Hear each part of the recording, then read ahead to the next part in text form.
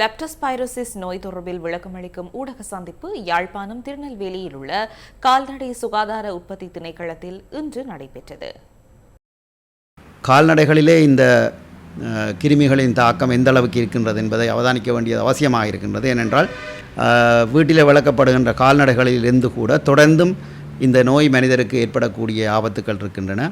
மனிதரிலே எவ்வளவு ஆபத்தான நோய்களை ஏற்படுத்தக்கூடியதாக இருக்கின்றது, அதே போல் மாடு, ஆடு, நாய் போன்ற விலங்குகளிலேயும் இந்த நோய் அதிக ஆபத்தை ஏற்படுத்தக்கூடியது.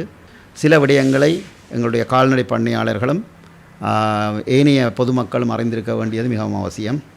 இந்த நோய் முக்கியமாக கால்நடைகளின் செலமலத்தில் கூட காணப்படும் என்பதனால் இந்த நோய் காணப்படுகின்ற பிரதேசங்களிலே உள்ள கால்நடைகளை சேற்று நிலங்களிலேயும் அல்லது தண்ணீர் தேங்கி நிற்கின்ற இடங்களிலையும் மேய்ச்சலுக்கு அனுப்புவதையும் அல்லது கட்டி வைப்பதையும் தவிர்க்குமாறு நாங்கள் கால்நடை பண்ணையாளர்களுக்கு அறிவுறுத்தி வருகின்றோம். சாதாரணமாக எங்கள் உடம்பிலே உள்ள 9 வாசல்களூடாகவும் இந்த நோய் கிருமி உடலிலே செல்ல வாய்ப்புண்டு.